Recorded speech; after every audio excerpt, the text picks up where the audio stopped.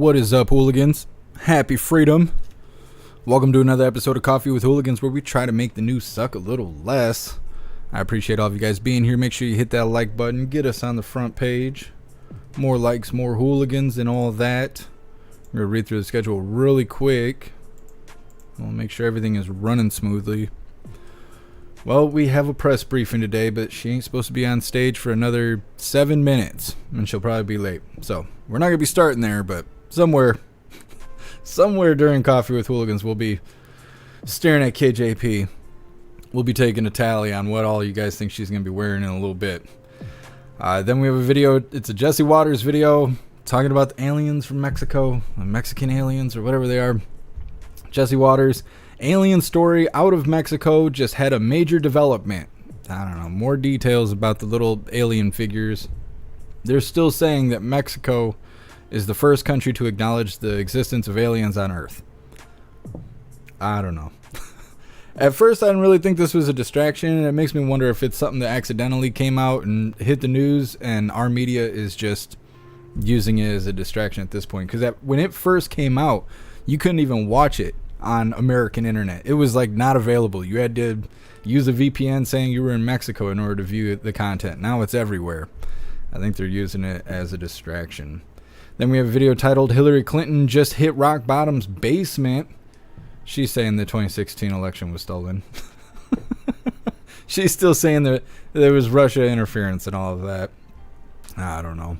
Then we have a video titled Dallas Mayor switches parties, joins GOP. Blue team can't even stand blue team. Turning red. That's how it goes.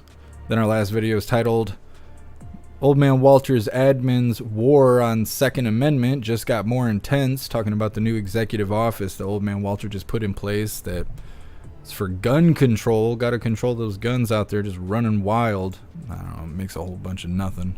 No sense at all. That's what's on the menu today. Like I said, we got like 6 minutes until KJP is supposed to be on stage, so we'll be starting with this first video, the Jesse Waters video. Alien story out of Mexico just had major developments. That's where we're going to be starting. But first, we're going to read the chat, make sure everything is running smoothly. Then we'll go ahead and get this started. What's up, everyone, over on jeffmaclive.com? What's up, 10 Man? What's up, Annette? Happy freedom. What's up, Hair Juicer? Appreciate you being here. What's up, Donna Sparks? Happy to see all of you hooligans here. Hair Juicer, you think she's going to come out in a green turtleneck? That's pretty specific. You can't be cheating. You can't go to her little hole in the ground and take a peek through her windows and see what she's stealing off the mannequins. I don't know. That's pretty specific. She comes out in a green turtleneck. I'm gonna start thinking things. What's up, everyone over on Rumble? Happy freedom. What's up, Snooks? What's up, Ghostly? What's up, Madeline? What's up, Matthew? Hair Juicer, you're omnipresent. What's up, Elisa? Happy freedom, you hooligans. What's up, Kevin? Appreciate you being here. What's up, Stoner? What's up, Shannon? What's up, Serum? What's up, Astral Hammer? What's up, Zero? What's up, JT3? Happy freedom, you hooligans. What's up, Guess Some J? What's up, Pumpkin? Appreciate you guys all being here. I'm running for the dictator of the Department of Chapstick. Hold up. What does that make me? Where am I on the totem pole? We're going to have to figure that out. What's up, Tam Tam? Snuck in right at the last second. Well, I don't know what's going on with Odyssey. Apparently, we are live. It's using an old title. Yeah, I don't know.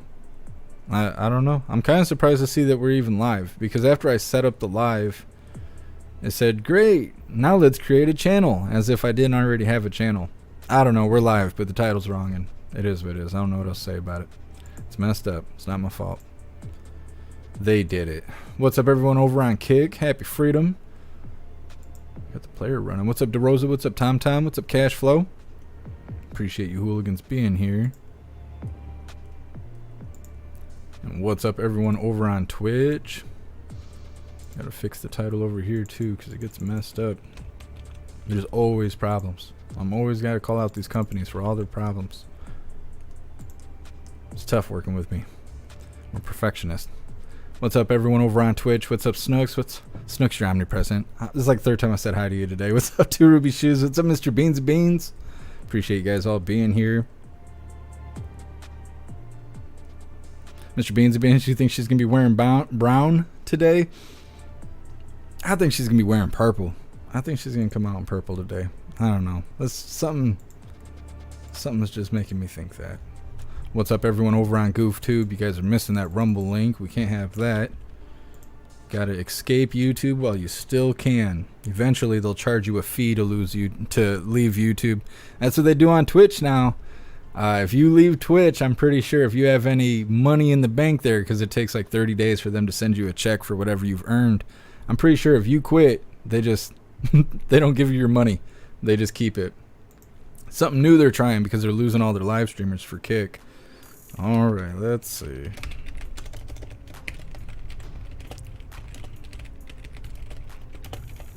There we go.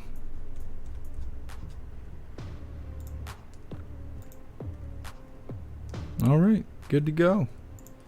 Well, she's got 2 minutes to get on stage. We're not gonna wait for all that. We're gonna start with this Jesse Waters video. But first, I want to remind you guys, go get you a Free the Orange Eagle t-shirt. We got t-shirts, tank tops. We got t-shirt for men and t-shirt for women, because not everybody has boobies. Anyways, got tank tops, hoodies, zip-up hoodies, coffee mugs, all that good stuff. We have lots of designs. These are just our new ones. If that's not your style, you can go get yourself the Screaming Goat. Let everybody know how much you love freedom. Like I said, we have tons of designs. I'll drop the link in the chat while you guys are watching the video. Let's go ahead and get this started. Mexican aliens, there's been a major development. Trace Gallagher, anchor of Fox News at Night, has the latest. Trace. Jesse, these two mummified bodies are called Clara and Mauricio, and some Mexican doctors say all the evidence points to them being from a different world. The bodies were unearthed in Peru back in 2017 and have been studied by numerous doctors and UFO experts. But a Mexican doctor named Jose Zalce Benitez says, quoting here, "I can confirm that these bodies have no relation to human beings." Now, Dr. Benitez went on to say these bodies were not assembled or manipulated, and that one of the bodies was actually gestating, possibly even carrying eggs at the time of death. And he believes that each of the bodies is made of a single skeleton. Now, that's important because a lot of other scientists and experts, including some from the U.S., believe the Mexican doctors and the UFO enthusiasts are wrong, and that the bodies are made up of a combination of human and animal parts. And they also say that testing proves that some of the mummified parts didn't even die at the same time. Both sides agree the bodies were not recovered from some UFO crash site. In fact, the Mexican researchers say they were found in algae mines and subsequently became fossilized. But this whole back and forth is coming at a very unique time where a list of countries are trying to lift the veil on the history of unidentified phenomena. And the last thing UFO experts want is to get caught up in phony information. We should note that Mexican politicians are considering passing a law that would make Mexico the first country in the world to acknowledge the presence of aliens on the planet. And many of those Mexican lawmakers found that Clara and Mauricio, the mummified bodies, were very compelling evidence. Jesse. Clara and Mauricio. That has quite the ring to it. What do you have on the show tonight, Trace? We are going to look at the migrant crisis through the eyes, Jesse, of some Americans who are being impacted by it. Don't want to miss it. Fox News at Night, 11 on the East, 8 o'clock in the West. Yeah, I don't know about all that. I don't know. And I don't understand why they're saying they're going to pass a law to declare Mexico as the first country to acknowledge the existence of aliens. Like, why do we need a law passed to do that? What would the law do? Like, I don't know. It doesn't make something. On top of the story itself being weird, it seems like they're trying to use this as leverage in a weird way. Well, KJP is about to stagger out on stage smelling like booze and shame. I guess we'll prepare ourselves. Drop what you think she's going to be wearing in the chat. I already said purple. Donna Sparks says she's coming out naked. She's coming out guns a-blazing. I don't know if she's going to be rocking the birthday suit. Maybe. That might be what's going to happen, but I don't know. Let's see. Hair juicer. Whatever, if you have to, saw one in half. I think it's crazy that those scientists or whatever are just holding the body. You've never seen him take a mummy from Egypt and pick it up and start shaking it around and like, oh, look at all this. Never seen that. Oh my God, I never guessed that outfit. Let's get this nonsense started. Hi, everybody. Prostitute. Cameras. Oh my goodness, I'm camera shy. Okay, good afternoon, everyone. Happy Monday. This week, as House Republicans' chaos continues to march us toward an extreme Republican shutdown, we are calling out how a shutdown would damage our communities, economy, and national security. And we're going to hold extreme House Republicans accountable. We're going to hold them accountable for the reckless cuts they are demanding as a condition for keeping the government open. With that, I'm looking forward to having the Secretary back here again to give you a laydown of the impacts and to talk about what the extreme Republicans, what they're about to do is going to really impact. The extreme Republicans. They're so extreme. If you think about it, the risk of vital nutrition assistance for nearly 7 million mothers and young children who count on WIC. You can't care about killing babies and feeding them at the same time. And delay housing loans for rural families. And that is what we're looking at if this shutdown, this Republican shutdown occurs. With that, Mr. Secretary. Right, thank you. Well, good afternoon, everybody. Prostitute. It's certainly a pleasure to be here today. I think most of you probably understand and appreciate that the work of the Department of Agriculture spawns a number of mission areas. We are not only responsible for supporting farmers, we also ensure a stable food supply. And we also provide nutrition assistance, vital nutrition assistance to millions of Americans. That's why it's so difficult to face where we are today with an extreme House Republican effort to recklessly steer our government towards a preventable shutdown that would put many of the critical services that we care about deeply at USDA at risk. I know about this firsthand because I was Secretary of Agriculture during 2013 when we had a shutdown. And I remember then the needless challenges and disruption that it caused. So today I thought it would be important to highlight some of the impacts of this extreme Republican shutdown, what impact it would have on rural Americans, farmers, families. It's so extreme. Let me start with WIC. WIC is a program that impacts and affects over 50% of all the newborns in this country. Nearly 7 million pregnant moms, Where's WIC for men? mothers, and young children count on WIC every single day to receive support, nutrition assistance support. With a shutdown, what we would see across the United States is a denial of those benefits and opportunities. In some cases, it would be literally within a matter of days after the shutdown. In some cases, it may be, in some states, it may be literally in a matter of weeks. Clearly, during the course of a shutdown, millions of those mothers Ooh, scary. and young So children scary. would see a lack of nutrition assistance. And it's not just the WIC program, as important and significant as that is. It's also about our farm economy. Now is a time when farmers are harvesting their crops and they're seeking marketing loans, which allow them and assist them in ensuring that they get a decent price for their crop. When we have a shutdown, Farm Service Agency offices in virtually every county of this country shut down, and those loans are not available. Not enough people care about the government shutting down, so they decided to come out with this scare campaign. Newlyweds who have decided to purchase their first home in a rural small town. Perhaps they're getting a loan guarantee from a bank that is guaranteed by USDA, or perhaps they're getting a direct loan from USDA to be able to purchase that home. With a shutdown, those loans don't take place. Did they realize they put the map in Proud Boy colors? Not only do they not are they not able to close the loan, it's also conceivable that they may lose the deal. So this is a matter of real consequences when we are faced with a shutdown. Ooh. It's not just about rural America, it's also about our natural resources. As you probably know, the USDA is responsible for maintaining 195 million acres of national forests and grasslands. These are often places where people go to recreate. And when they do, they provide tourism dollars to communities in which they are going and spending time. When we have a shutdown, those national forests shut down and they're closed. And so those family trips don't take place, and those tourism dollars are not spent, and the jobs they support are at risk. it's not just the services that go to the American public, it's also those who work for USDA. Now, we anticipate and expect that more than 50,000 of those who work for USDA will be furloughed. And when they're furloughed, it means that they don't receive a paycheck.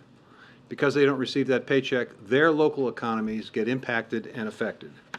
And I could go on for some time, but the reality is that when there is a shutdown, we're looking at a significant disruption of the lives of millions of Americans. No. The reality is that we shouldn't have so many Americans dependent on free money from the government, and then all of this shit that's being said wouldn't even matter. It wouldn't matter at all, because everyone would be able to sustain on their own dollar. It was proposed in the House Ag Appropriations Committee.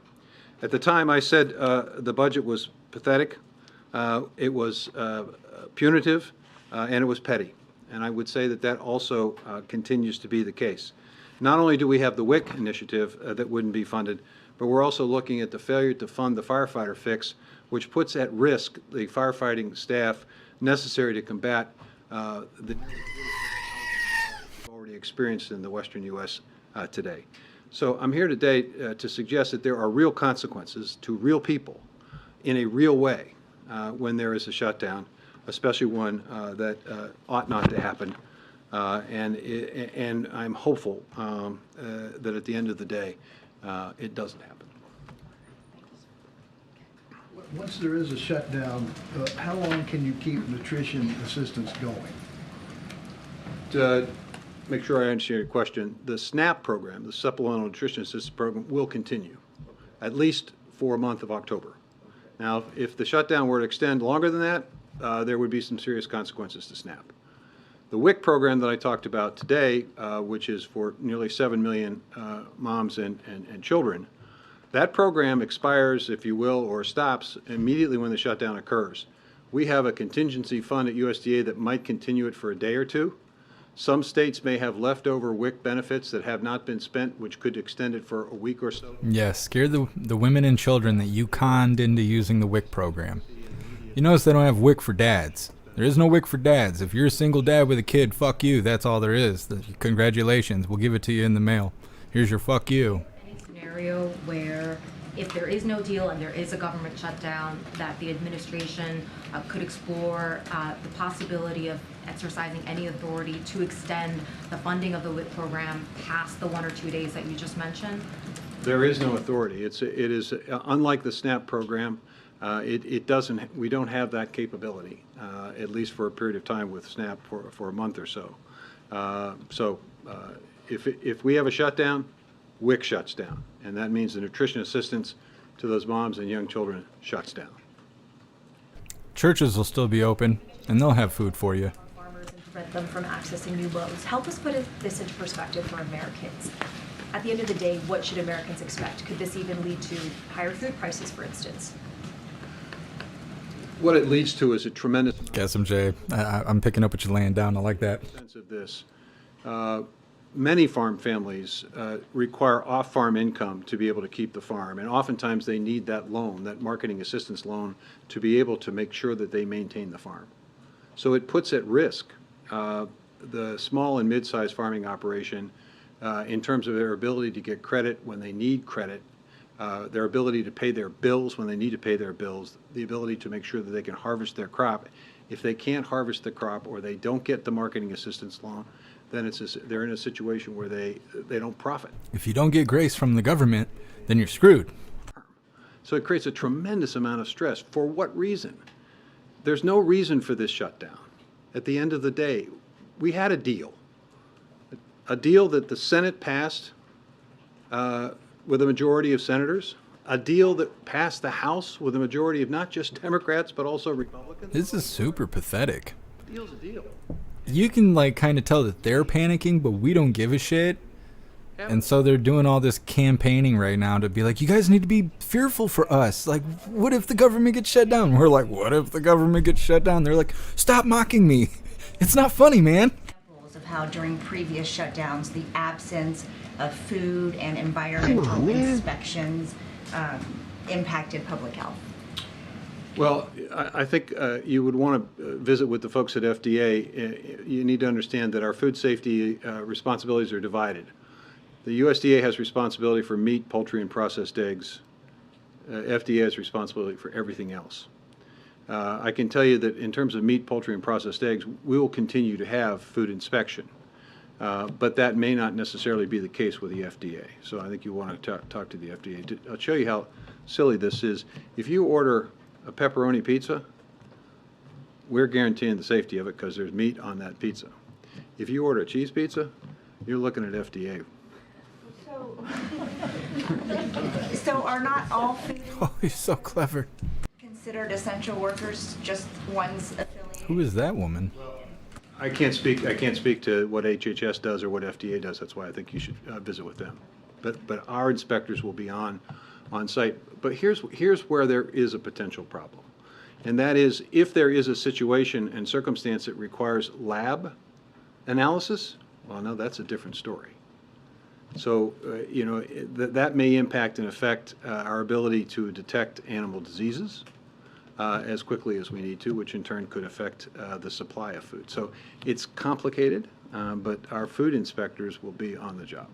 We're not going to be able to track animal diseases. That's going to affect the food supply. So, if you let us get shut down, you guys are all going to die. What programs those would be impacted on? Do you know who we're looking at? It's across the board. It's in every county of the country. We have a presence in every county of the country. So it's going to impact and affect literally every county in the country. It's FSA offices, it's rural development offices, it's NRCS conservation employees, it's some of the Forest Service employees, it's a lot of the researchers and people who work for the Agricultural Research Service, ARS. It's administrative staff. You can have people working on the job, but if you don't have the administrative people behind it, the job doesn't get done. It's incredibly disruptive. Incredibly disruptive. And then on another deadline in Washington, how confident are you that a new farm bill will be passed by the end of the year, or is an extension more likely? Well, I know that I think that the chair and ranking members of both committees are working hard to get this done. I would say this, in order for it to get done, it's important for them to understand the importance of using all the tools that would be available for all of the challenges that they face. Not just the farm bill, but the budget.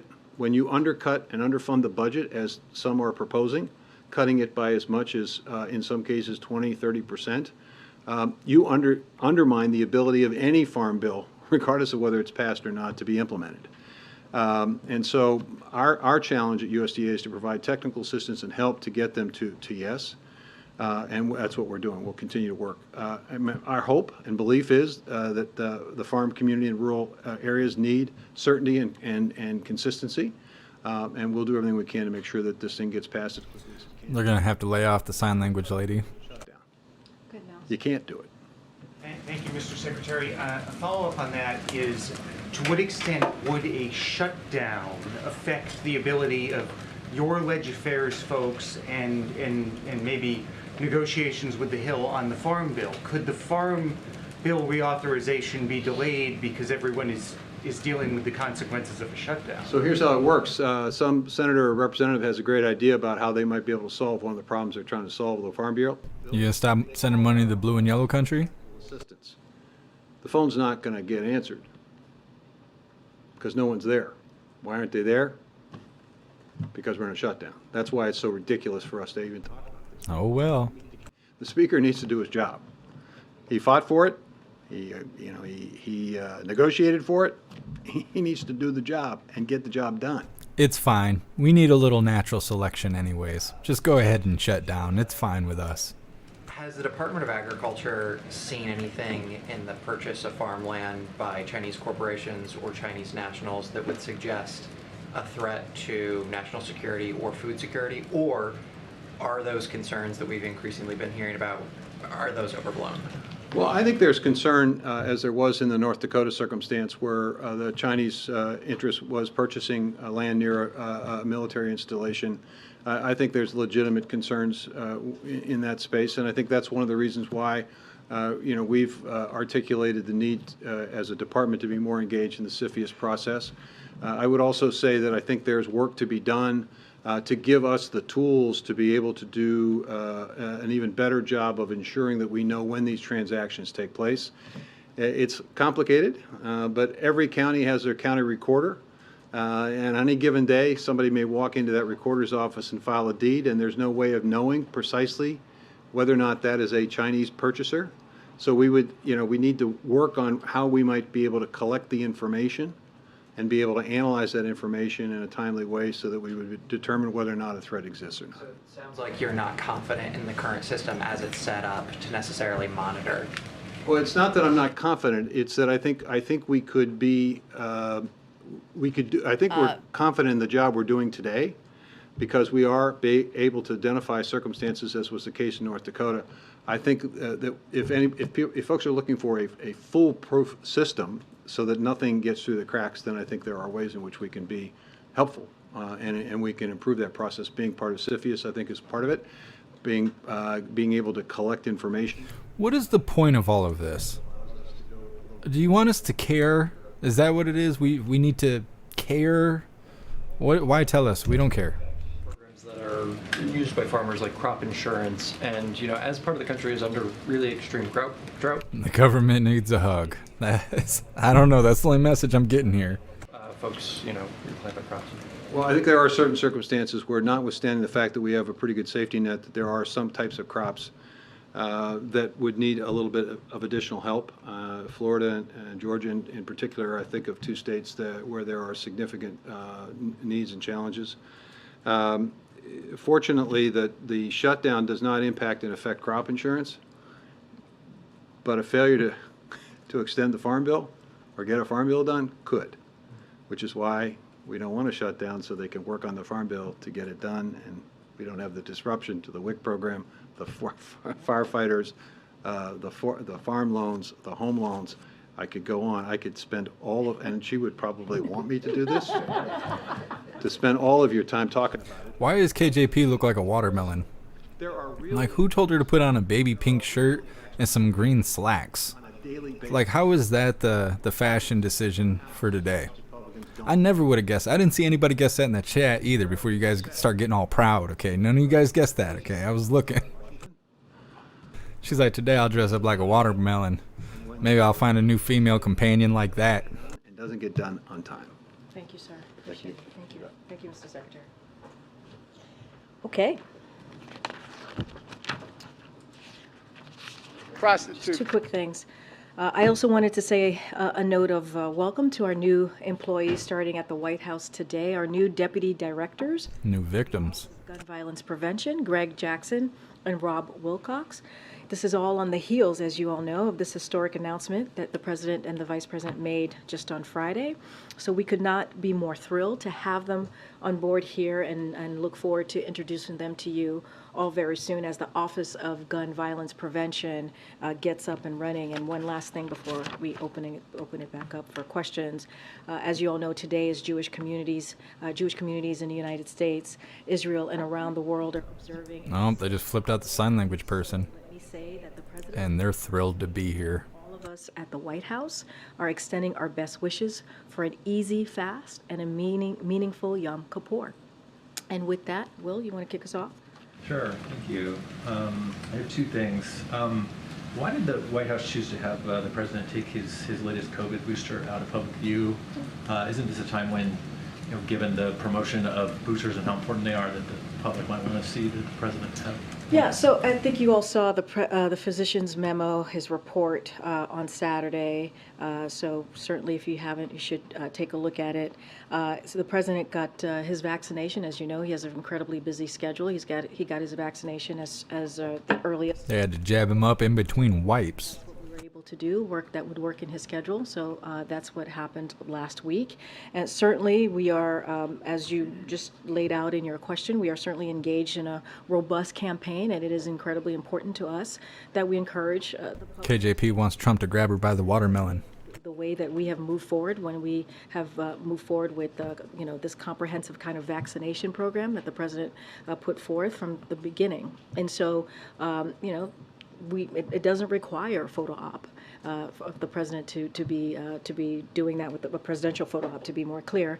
So we thought that we needed to get that done, get that on his schedule. We did, and doesn't stop us for having a robust engagement with the public to make sure that we get it across the importance of folks getting their vaccines, not just the updated COVID vaccine, but also RSV and also the flu shot. And the second one, changing topics. Yeah, go ahead.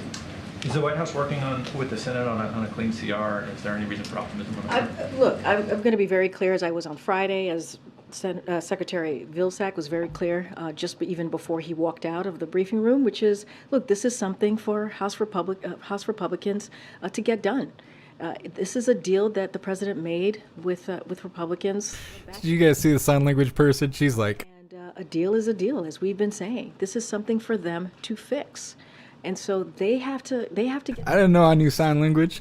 Us, not because of the deal with the president, but because of the American people. We just heard the Secretary of Agriculture lay out what will happen to women and children, 7 million women and children who are part of the WIC program across the country. 7 million, if this shutdown happens, and this is indeed a Republican shutdown.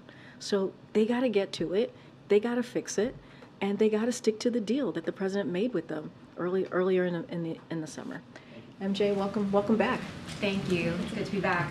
I know that you got a number of questions about Senator Menendez on Friday, but now that the senator himself has said that he is not going anywhere, and given that President Biden is the leader of the Democratic Party, does the president believe that a person who is facing allegations that are as serious as the allegations confronting the senator, that there is any place for somebody like Senator Menendez in the Democratic Party? So I'm going to be very clear. This is a serious matter. We see this as a serious matter. I think, and we believe, the senator stepping down from his chairmanship was the right thing to do. Obviously, the right thing to do. As it relates to anything else, any decision that he has to make, that's certainly going to be up to him and the Senate leadership to decide. But of course, we see this as a serious matter, and I'm just going to leave it there for now. Just quickly sure. on the trip to Detroit tomorrow, what changed? Can you give us a sense of what went into the decision for the president to go stand on the picket line and show that kind of solidarity with the workers there? So as you just laid out, this is something, the president is a union guy, right? You heard him say that many times. He is the most pro-union president in modern times. That is not something that he's given him. How did they put that shirt on her? Labor unions. They just painted onto her human skin or what? And as you all know, the president of UAW invited him to attend, and he accepted. But look, this is a president that's made very, very clear that he believes that corporate profits should lead to a record UAW contract. Before the strike even occurred, he made public announcements about this. He spoke to the parties on both sides of this. He has made it very, very clear that he supports union workers, he supports the UAW workers, and tomorrow what you're going to see is historic, right? This is going to be a historic visit, and the president... Snooks, you think her wife threw all her clothes out? What are they doing, wearing their kids' clothes at this point? Public eye, as a senator, as a vice president, his support for unions, and you've seen this. Who pays the child support when both parents are women and the child was purchased? How does that work? Take from the visit that the president is explicitly taking the side of the union workers as opposed to the companies. Well, he has been very clear, right? He is pro UAW. He is pro workers. You know, that is this president, right? He has said the middle class was built. The unions built the middle class. He said a lot of stuff. Over again. He's always been on the side of workers. He believes that there is an opportunity here, and he is encouraged and he is pleased by seeing both sides continue to have that conversation. It is their negotiation to make, right? This is why he says he believes in collective bargaining, and he believes that there could be a win-win agreement here. But he's always going to stand on the side of workers, always. Okay. Okay. I'll come to you after, Joey. Go ahead, Steve. Did Trump's decision to visit the UAW workers play into your decision to go? Absolutely not. This is a decision to visit the picket line was based off his own desire. This is what the president wanted to do, to stand with auto workers. That's what you're going to see the president do tomorrow. And he, as you all know, Sean Fain's invitation from last week, he accepted that invitation and is proud to do so.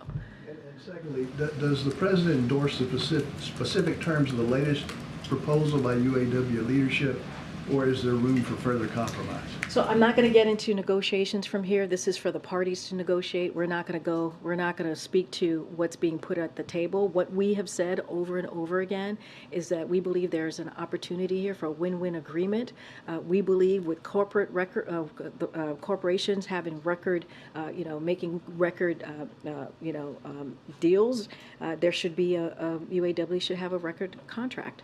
And that's what the auto workers deserve. That's what workers deserve more broadly.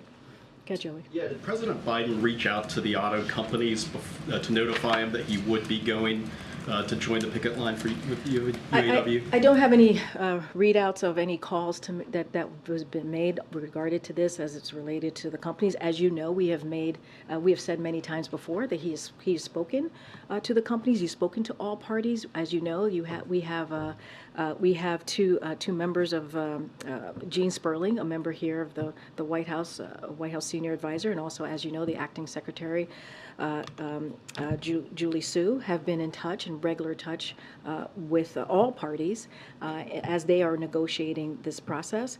But we are, I don't have anything to read out except that the president was pleased to accept the invite that was given to him, that was provided to him by the president of UAW, and he is always going to stand by the side of workers. And can you provide us some more information on the details of the format of the event? Is he going to be speaking? Is he going to be what exactly will he be doing, and where in Wayne County, Michigan, is he going to actually be going? So don't have any specific details at this time. Look, this is going to be a historic trip.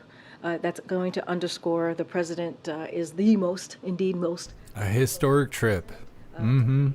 And so that's what you're going to see. He's going to be going to join the picket line, standing in solidarity with the men. So they're going to feel the same way when Trump gets there. Because I think he's supposed to be there like Wednesday or Friday or something. On Wednesday. A fair share of the value of they helped create. If you think about what the record these corporations kind of the record profits that they've been able to make, they believe and we believe that they're owed a fair share of that.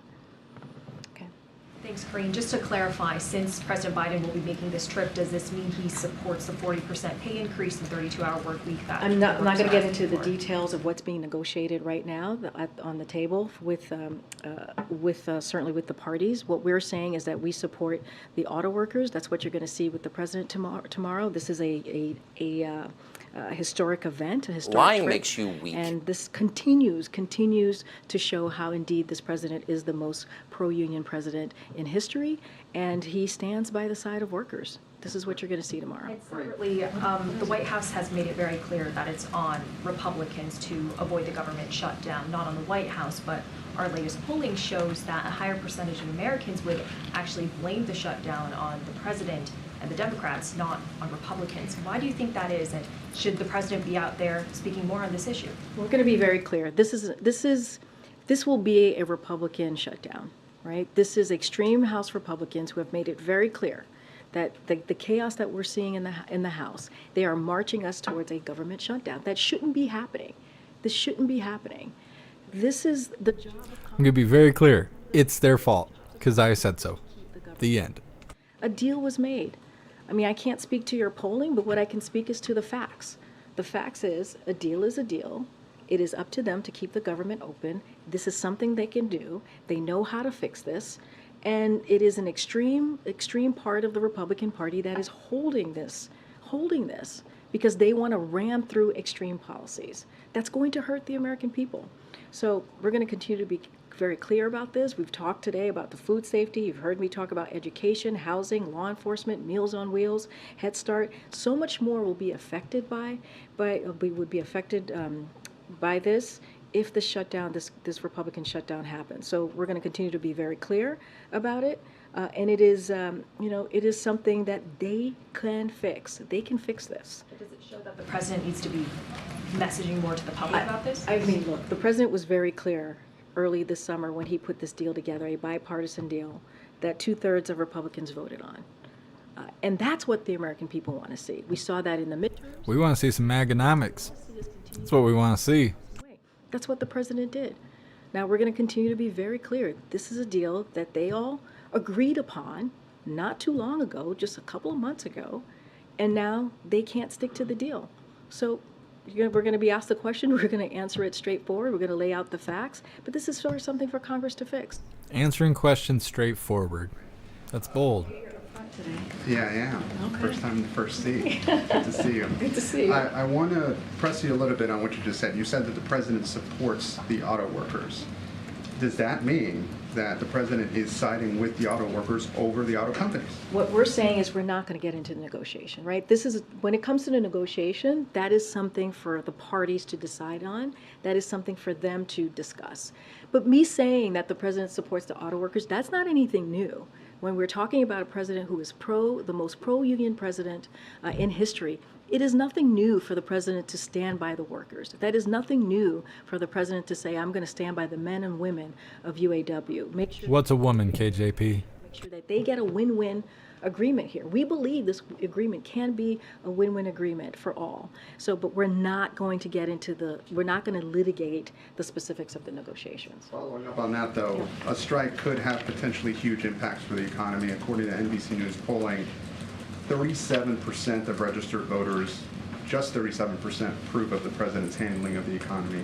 He's at a 56% disapproval, the highest of his presidency, and 74% of registered voters say they have major or moderate concerns about the president's age and mental fitness. How troubling is that? Here's what we're going to focus on. We're going to focus on exactly what you just asked me, right? The first question, which is how do we continue to support the workers, right? We're not going to get into the litigation of the negotiations here, but what we're going to do is continue to show how much this president is working for American families. You just heard from. She's appearing so weak today. And we're going to focus on this. We're only going to talk about that. It's their fault because I said so. Like, you can't even spin it anymore. Just straight out answering questions. Americans right now, they've been through a lot, right? They've been through the pandemic, this global pandemic that we're coming out of. They have been through what we've seen because of Russia's war in Ukraine, and we saw inflation spike. We saw what's going on with what Americans are feeling every day.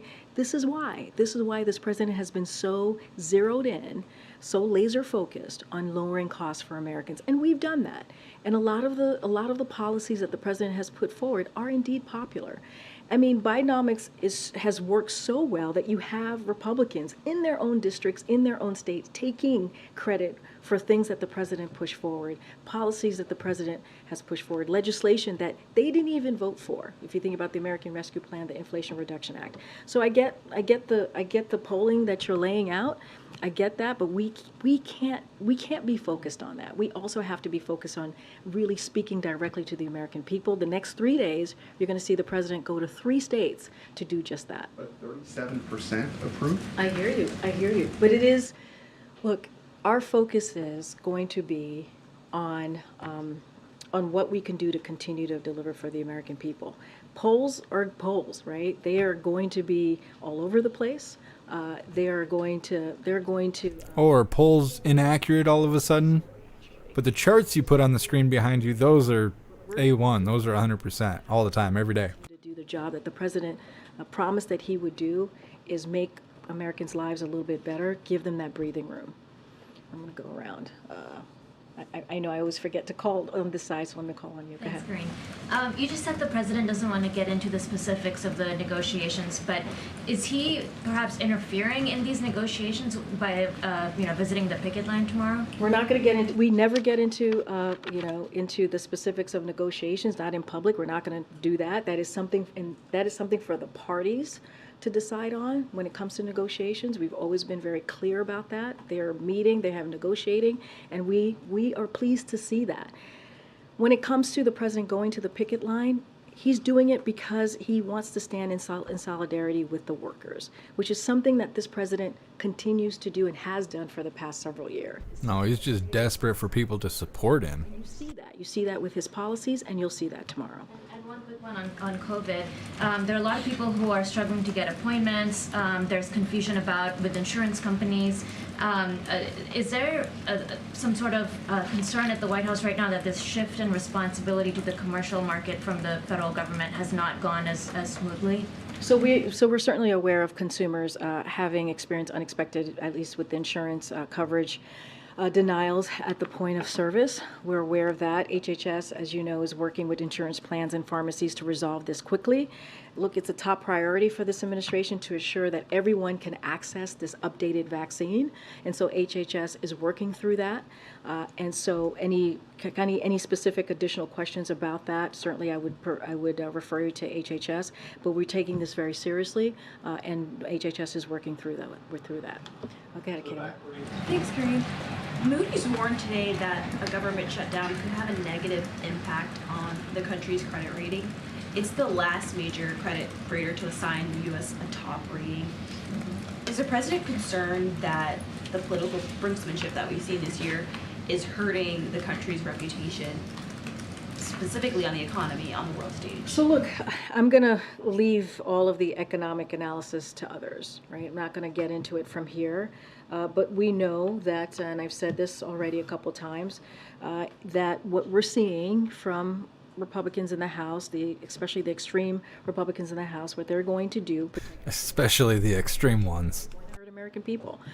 And, you know, if you think about it, the 3.5 million jobs that have been created under this president, the under 4% unemployment rate, I would not understand, or we do not understand, why they would put our economy at risk. That's what you're just laying out. Why would Republicans in the House put our economy at risk? She acts like we've been out of the fire and they're putting us back in the fire.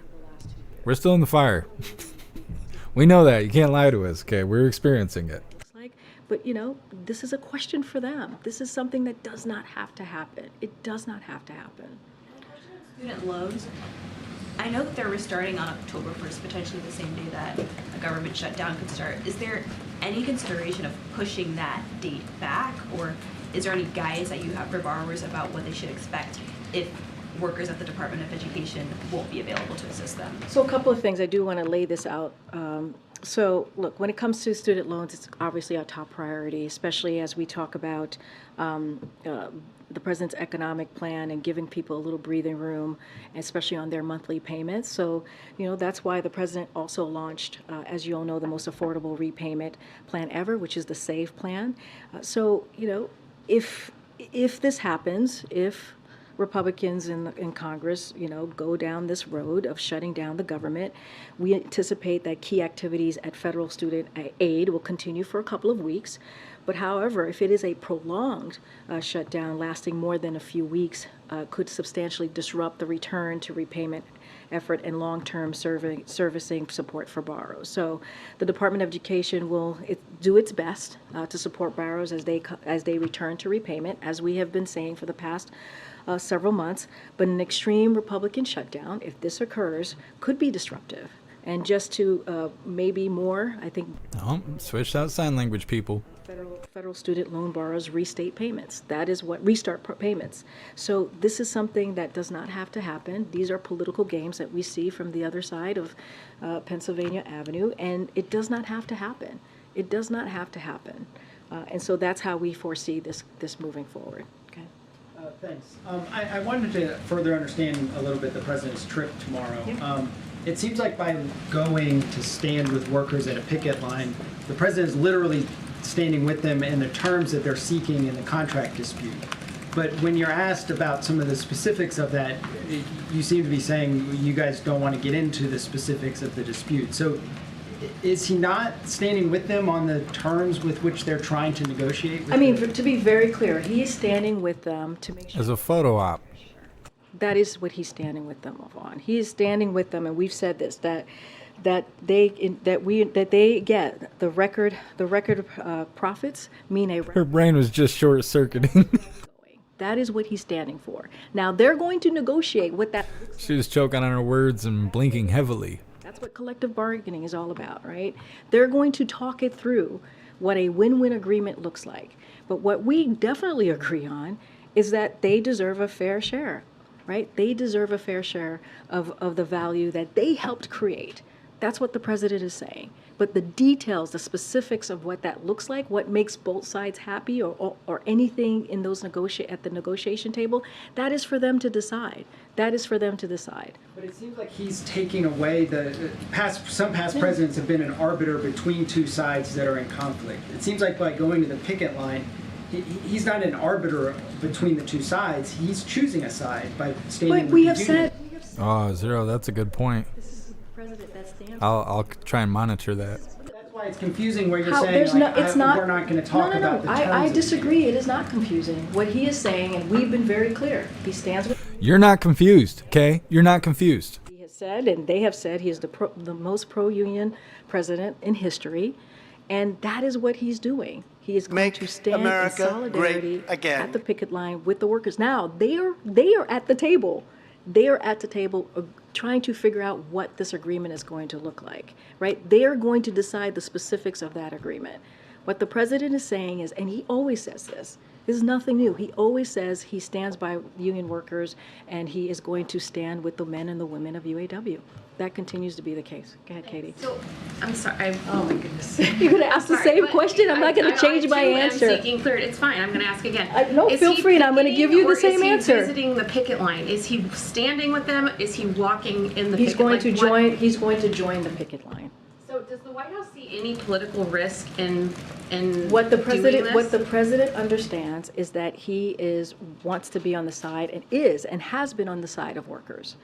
That is something that he has said over and over and over again. So when he asked earlier that if he's siding with the workers over the companies, he is indeed siding with the workers. He is standing with the auto workers. He is standing with. So he's interfering with the negotiation. In negotiations, that is something for them to decide what is going to work for the parties that are involved. Okay. But he is standing with the auto workers. She's not getting it. She's the confused one. Invite from the UAW president. He accepted, and he's going to go and do what he. Thank you, Steve Awana, for that $5 donation over on Rumble. I appreciate the support. Thank you. UAW men and women of the UAW, and that is important to the president. She's gonna run. I just got to go around, guys. I got to go around. Yeah, go ahead. I'm trying to call on people I haven't called on yet. You had said earlier that the president had spoken to the companies, presumably you meant the automakers. We know he had spoken to them before his trip to India earlier this month. Has he had any more recent I don't have any calls to read out. Okay. I don't have any calls to read out. And have any of the auto companies asked to meet with him tomorrow when he's in Michigan? Would he consider that? I just don't have any more details what the trip is going to look like tomorrow. Go ahead, Danny. Yeah, on the situation in Nagorno-Karabakh, we see thousands of refugees leaving the territory at the moment. How concerned is the president about this? And Armenia has said that this amounts to ethnic cleansing. Is that a term that the president would agree with? So we certainly are watching closely the reports. This is something that I would have to refer you to my NSC colleagues to give you any update on. Certainly it is concerning, but this is something that they're keeping an eye on closer than we are here, and so they'll give you an update specifically. Okay. Go ahead. No, go ahead. Yep. Thank you, Green. I just wanted to ask you about the situation on the southwest border. As we know, some cities are claiming that they're a breaking point with regards to the humanitarian crisis that is ongoing down there. I know that there was an agreement signed with Mexico over the weekend. I wonder if the administration is in touch with these cities down on the border and if there's other actions that the White House is considering to address the issue that is taking place down at the border. So I'm going to have to point you to the readout from CBP, as you just mentioned. They issued a readout of their conversation with the Mexican government over the weekend. So regarding their engagement, so certainly would have you reach out to them, and they could lay out specifically how that engagement went, and also refer you to the readouts more specifically as well. Kareem. Okay, go ahead. Thank you. So, in a recent meeting with the Prime Minister of South Korea, Xi Jinping expressed his support for resuming annual trilateral summits with China, Japan, and South Korea. I was just wondering if the administration has any comment on that development.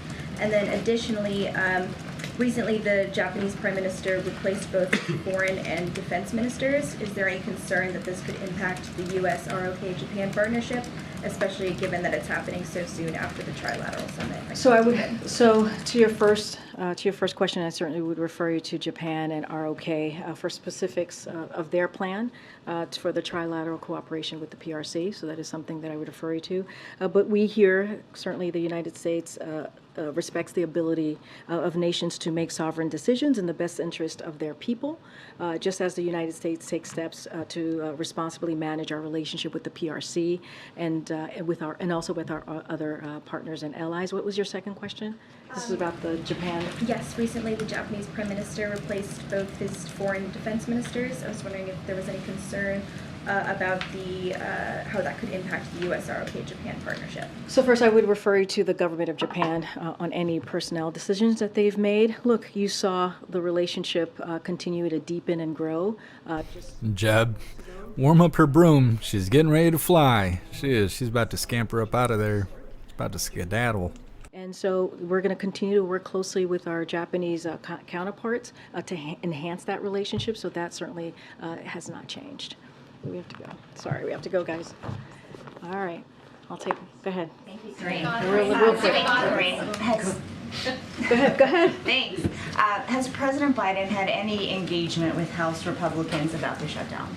I don't have any engagements to read out to you. As I said last week, we have OMB Director Shalonda Young, who has been in regular touch with members in Congress. We have had our Legislative Affairs Office, who has been in regular touch. I don't have anything to read out on any conversation that the president has had specifically on this, but as you know, and we say this often, is the president is in regular contact with congressional members on an array of issues. But again, when it comes to this, this is something that they can fix. I mean, when we talk about a Republican shutdown risking the vital nutrition assistance for nearly 7 million mothers and young children who count on WIC, prevent farmers from being able to access new loans, and delay housing loans for rural families. I mean, that is something that the secretary laid out very well and in detail, and he's been in this place before, back in 2013 when he had the same role in the Obama-Biden administration. This would be devastating for American families. This does not have to happen. A deal is a deal. This is a deal that 2/3 of Republicans voted on, and they should move forward. They can fix this. As you mentioned, the president helped broker this deal, so why doesn't he do something? Because he already brokered the deal. But he already brokered the deal. He already brokered the deal. They voted on it. He brokered the deal. They took it back. McCarthy took it back to the House. They voted on it. It went to the Senate. They voted on it. 2/3 of Republicans voted on it. This is for them. This is for them to fix. It was already voted on. So a deal is a deal. They have to stick to it. And also, it is one of their number one jobs, one of their top jobs, right, is to keep the government open so that American families don't have to suffer. All right, guys, thank you. Keep the government open so American families don't have to suffer. But go ahead, keep signing up for food stamps and stuff. You know, that's great. Just sign up for all them government programs. That'll do you good. Ooh, they ended that live quick. Normally they sit there on that blue screen for about 30 minutes. They were like, nah, wrap it up. We gotta get her out of here. Can't even kind of sort of twist the story today. She did terrible today. The whole White House did terrible today. Those people need a redo. So we're going to move forward. We still got a few videos left. And they're all better than the alien one that we covered to begin. That was just the warm-up. I still got that KJP flavor in my brain. Like tuna fish and shame. Come out dressed like a watermelon trying to get Trump to grab her by the rind. It's not going to work, KJP. You're not his type. He doesn't like communists. So we're going to move on to this next video titled Hillary Clinton Just Hit Rock Bottom's Basement. Out here talking about Russia. It's a little late. To be bringing that kind of stuff up. It's okay when she does it, but not the Orange Eagle. Get this set up. While I'm getting this set up, go ahead and venture down into the description. Check out the links that we have listed down there if you'd like to support the live or anything like that. You hooligans crack me up. Roasting KJP for an hour. It's great. I love it. Let's get this started. New York Congresswoman Alexandria Ocasio-Cortez is being called out for continuing to drive around in her Tesla, despite saying last year that... Just a moment. I forgot I gotta skip ahead in the video here. This AOC stuff doesn't... It's nothing. It's a bunch of nothing. Talking about her being a spoiled brat, but we already know that. All right, here we go. Switch gears to Hillary Clinton. She's still talking about possible Russian election interference. Listen to this, Joe. I don't think, despite all of the deniers, there's any doubt that he interfered in our election or that he has interfered in many ways in the internal affairs of other countries. He hates democracy. He particularly hates the West, and he especially hates us. I fear that, the Russians have proved themselves to be quite adept at interfering, and if he has a chance, he'll do it again. So Clinton has also denied the results of the 2016 election in the past. I don't think that's, we're no stranger to that. We've heard it 100 times. But why is she allowed to keep doing this and other people are not, if you're a Republican, more so? Because Jen Psaki is the one running the interview, so of course she's not going to call her out in any way, shape, or form. She's the former White House press secretary, and she worked in the Obama-Biden administration before that. Apparently, rock bottom has a basement when it comes to Hillary Clinton, and she's just hit it. She's been on a public therapy tour for more than 6 years now. She continues to push this big lie that she only lost her election in 2016, Ashley, to Donald Trump because of the Russians and the Kremlin and interference. And when she says this, it actually has consequences. YouGov did a poll after the 2016 election. It found that nearly 7 in 10 Democratic voters thinks the Russians not only interfered, they actually got into voting machines and changed vote totals during that election. And yet most of the media, starting with Jen Psaki, never calls her out on this. Gee, I wonder why that is. Maybe it's because she has a D next to her name. Speaking of polls, an ABC News panel reacting to Joe Biden's brutal new polling. Watch this. These numbers are simply staggering for the sitting president. Those are the worst numbers that we've seen in our ABC News Washington Post polling. He's been talking about how inflation has been easing, but people aren't buying it. It's not just the state of the nation or the policies that are giving people pause on President Biden. It seems to be the man himself. Maybe the most startling number in our poll is this, the hypothetical matchup, a rematch of Donald Trump versus Joe Biden. So again, this was an ABC News Washington Post poll. You saw ABC, there's kind of work through it, being like, I can't believe it. This is shocking. Washington Post said, I don't believe it. This is an outlier. Our poll's crap. Literally basically said that. What do you make of these absolute panic responses? It's hilarious, right? You're bashing your own product for putting out a number that you don't like. In this case, the Washington Post and ABC News did that. And is it so unbelievable to think that Donald Trump could be leading Joe Biden when you look at Joe Biden on the economy and 3 in 4 people think that it's bad? They think that crime in this country is out of control. They think the border is out of control. They think that education can be better. They think that foreign policy is not going in the right direction and the country in general. Is it really that unbelievable that Joe Biden is polling so poorly against Donald Trump, given his performance and given his record? Well, our voter panel didn't seem to think that earlier. Joe Concha, got to leave it there. Thank you. I'm Steve Ducey. I'm Brian Kilmeade. Well, Hillary Clinton can say that stuff, but not the Orange Eagle. Nope, Orange Eagle, he's getting hit with indictments saying that it's interference. It's interference for him to say the same exact stuff, just with a different year attached to it. No, Hillary can do it, though. What's up, Speedy Girl? YouTube has the plague disinformation box. Oh, they flagged the video over on YouTube. I can't see it, but it might be the way I have everything set up. I didn't even talk about the plague. The White House did. See, everybody on YouTube. I see people in the chat all the time. They're like, Jeff, don't even hang out over here. I sure fucking don't, because of that shit right there. I am so tired of YouTube and all their nonsense. I didn't talk about the plague. The White House did, but yeah, flag my video over that. I'm telling you, there's no reason to be watching on YouTube. You should be over here on Rumble or jeffmaclive.com. Stupid YouTube and all their communist guidelines. Let's read through the chat really quick about Hillary before we move forward. The next video we got talks about Dallas mayor switches parties and joins the GOP. Even blue team can't stand blue team. Ruby, YouTube is the devil spawn. I don't know. Can't stand YouTube. Can't stand it. If they got a blue box under my video, there's a good chance that they're going to strike me later today. It probably won't happen till 3 a.m. That's usually when they hit me. It's either 3 a.m. or 3 p.m. depending on when I break their rules. Which I didn't even do it. The White House did it. But yeah, blame me for it. Of course. Of course. What's up, Tree Herder? Happy freedom. Zero, that's the fake Hillary. I don't know. She ain't looking very good. I'll tell you that. Looking rough.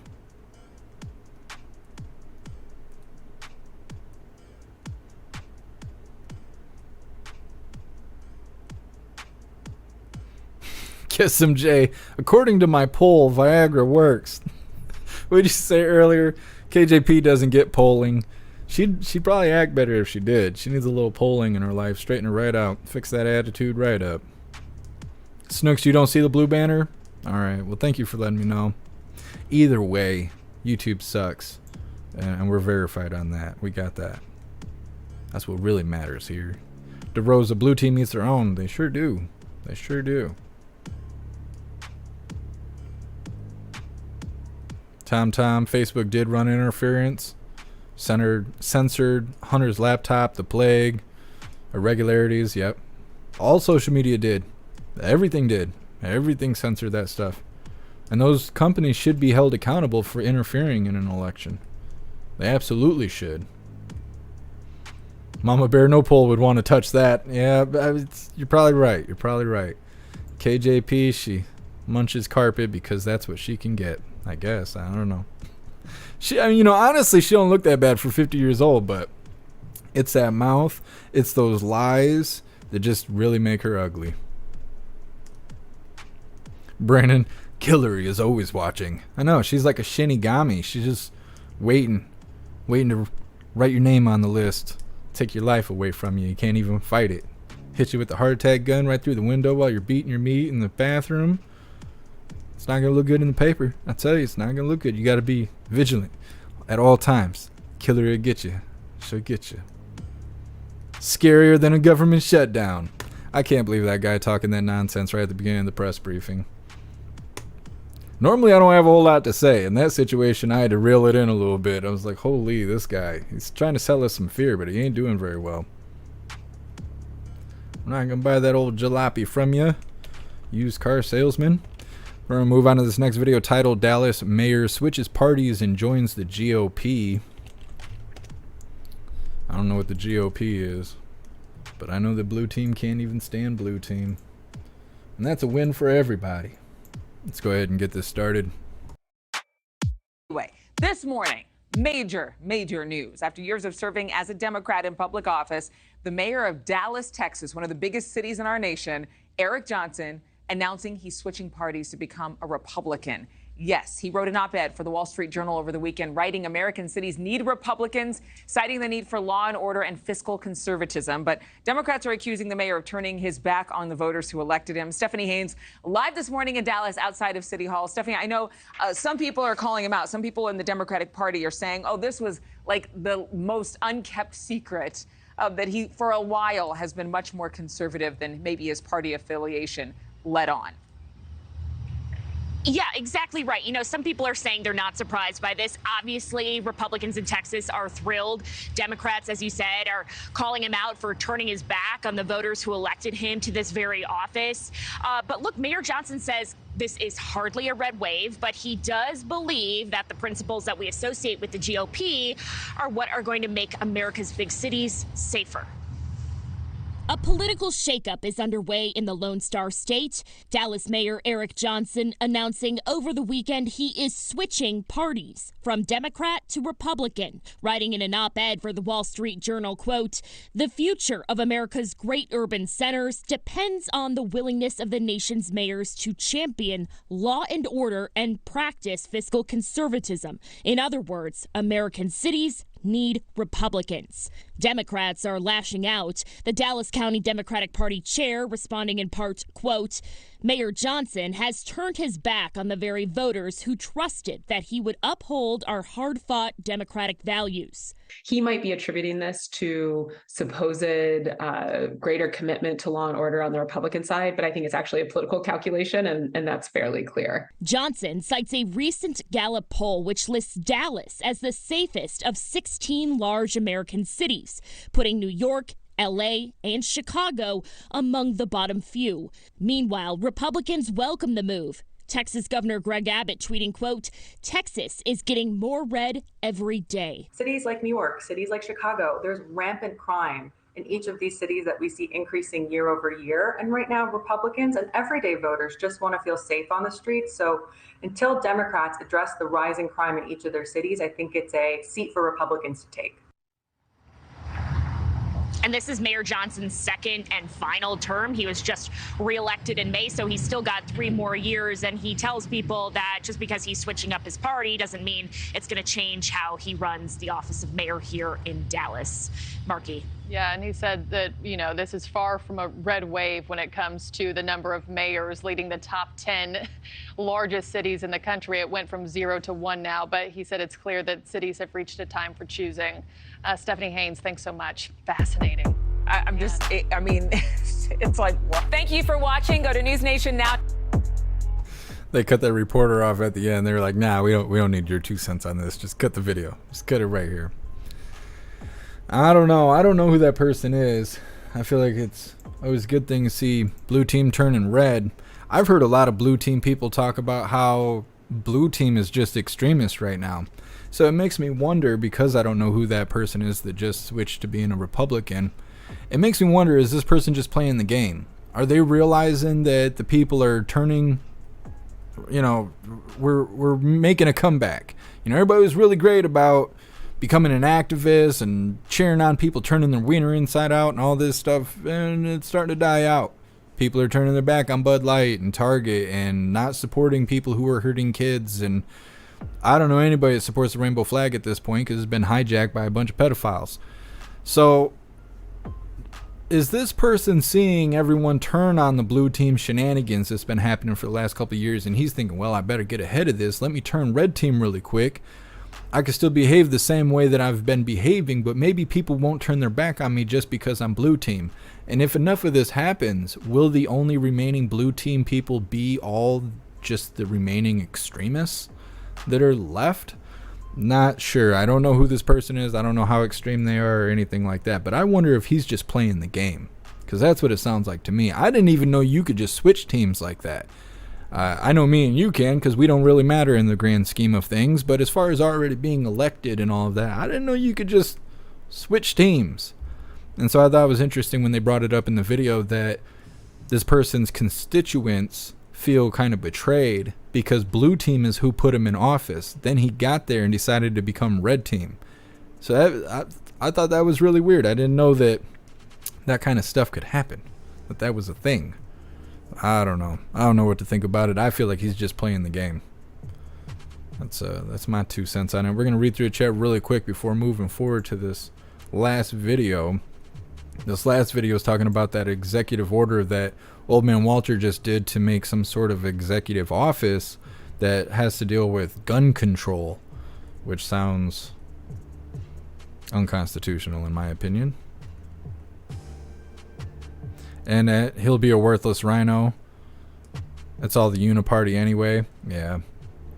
That's what I figure. I don't think he's actually contributing anything. I think he's just changing his team colors so he doesn't get eaten alive when things really turn around next year. Because you know how it is with election season. Election season comes around and all of a sudden just the circus is in town. So maybe he's trying to protect himself from the purge. I was thinking Sunday, I think it was Sunday, I was walking the break wall in Langton. Just went for a walk. Just something to do to recharge my batteries. I like going for walks. I can walk for hours and hours and hours. And I was thinking, not only do we need a purge, but we need a high score system. We need a day where just natural selection happens, but we need a high scoreboard also, some incentive to really clear things out. And I'm thinking that, and then we come to work today, and, they're like, oh, the government's going to shut down. Well, oh, really? Maybe we need that. Maybe we need the government to shut down. Let us fend for ourselves for a little bit, see how we turn out. I have faith we'll be all right. I don't know about those border crossers. They might be in trouble. Blue team might be a little bit in trouble, but I think the rest of us will be okay. We'll be okay. There's nothing like the government crying that your government programs that you've been conned into signing up for because you can't make it on your own. The government insists you can't do it on your own. You need programs from us. You need free government money. Come sign your life away for this. And now all of a sudden it comes around, hey, you guys might not get that food stamps. You may not get this stuff that we promised you if you let us get shut down. But then they also didn't really even tell us how to fix it. They're like, you should be really scared. Really scared. Okay, I'm really scared. What do I do now? Blame the extreme Republicans. Point your fingers and laugh at them. Blame them. Hate them. Oh, that's going to stop the government shutdown? Nah. Fuck that. Like, who's worried about that kind of stuff? I'm not worried about that kind of stuff. If you need help, people will help you. Because Americans, us, we're great. The government, they don't care. They don't care. They come to tell you that you should be afraid, that they're here to help, that they need your support. We're probably doing something right. The government shouldn't have that much control over us to where if they misbudget things, they misplace a couple dollars here and there that they got from us, they want us to be worried about that. They shouldn't have that much control over us.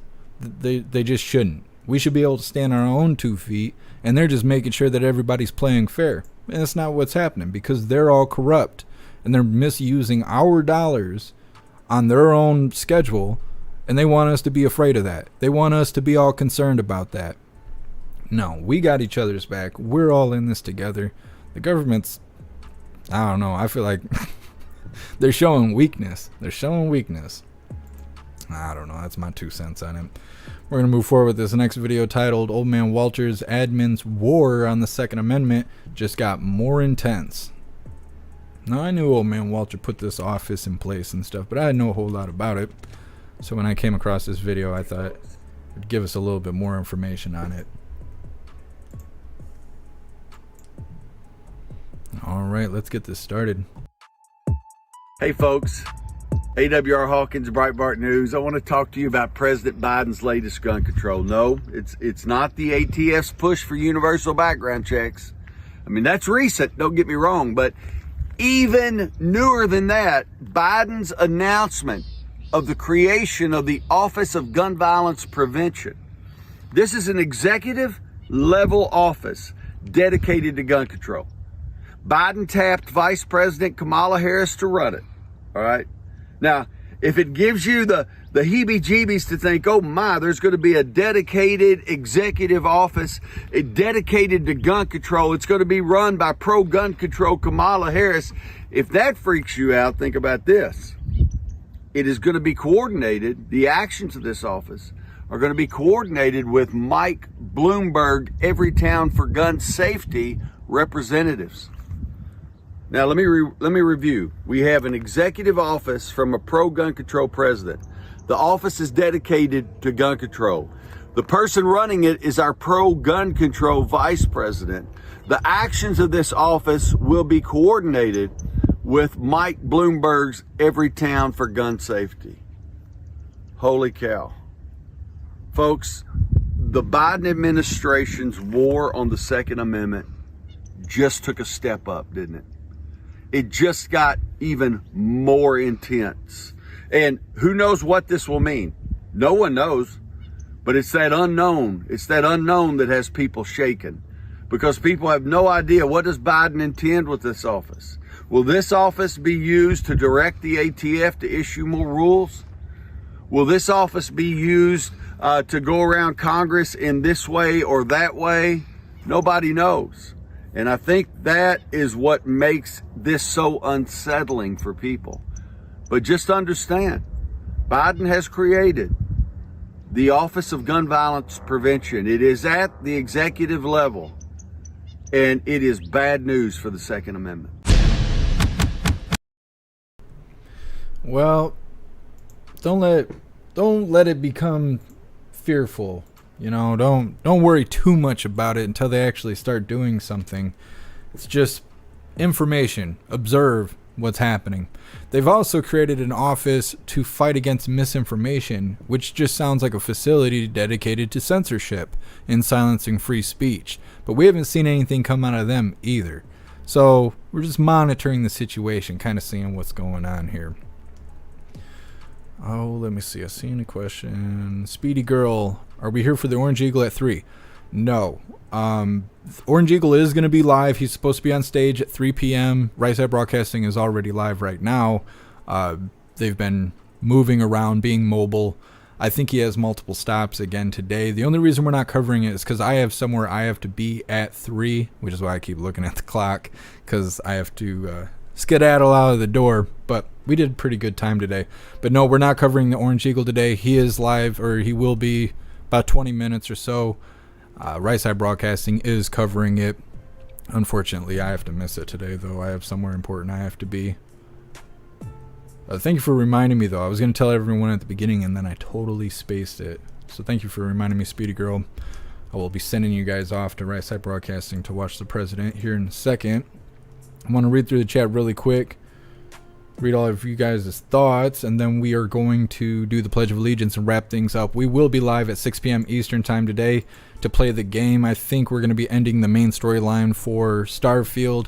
If you'd like to come hang out with us, play the game for a couple hours, forget about your problems, just for a little bit, just to have some fun and hang out. We will be live on Kick, jeffmaclive.com, as well as Jeff Mac Gaming. You can find that at the bottom of the link tree if you'd like to come to the main spot, but we'll be live in all those locations. 6 p.m. Eastern Time, playing the game. Sam, they announced it last week, the press briefing, it's messed up. Yeah, the whole gun control office, I don't know. So it's word games. That's what it is, it's word games. Gotta watch their lingo, because I bet they're going to come out with policies, maybe some mandates, maybe some recommendations coming out of that office. That has nothing to do with your constitutional rights. So don't fall for that nonsense. I've seen everybody wearing a compliance cloth. When that became policy, when that became a recommendation, everybody put their compliance cloth on. If it's not the law, and it can't be the law because it's against the Constitution, which means it's against the law of the land, and it's not an actual law, so any kind of recommendation coming out of that office can eat shit. Guess I'm Jay. No, I don't have a date.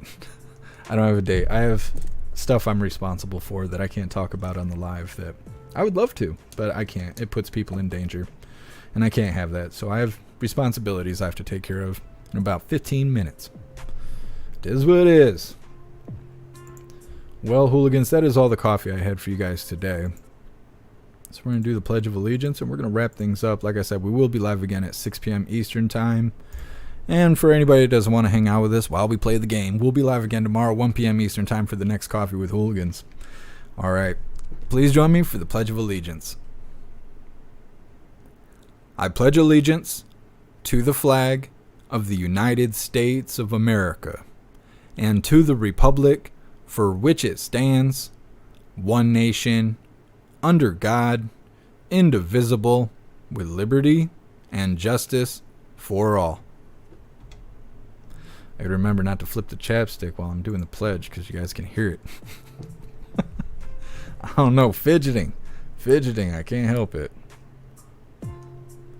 Guess I'm Jay. I ignore mandates. I am straight. Glad to hear it. Guess I'm Jay. You crack me up. Well, hooligans, like I said, that's all the coffee I had for you guys today. I'm reading through the chat really quick just to make sure you guys are all good to go. We will be live at 6 p.m. playing the game, and then we'll be live again tomorrow, 1 p.m. Eastern Time, for the very next Coffee with Hooligans. Tom, 1776%. Sure no one will take my guns. Absolutely. Absolutely.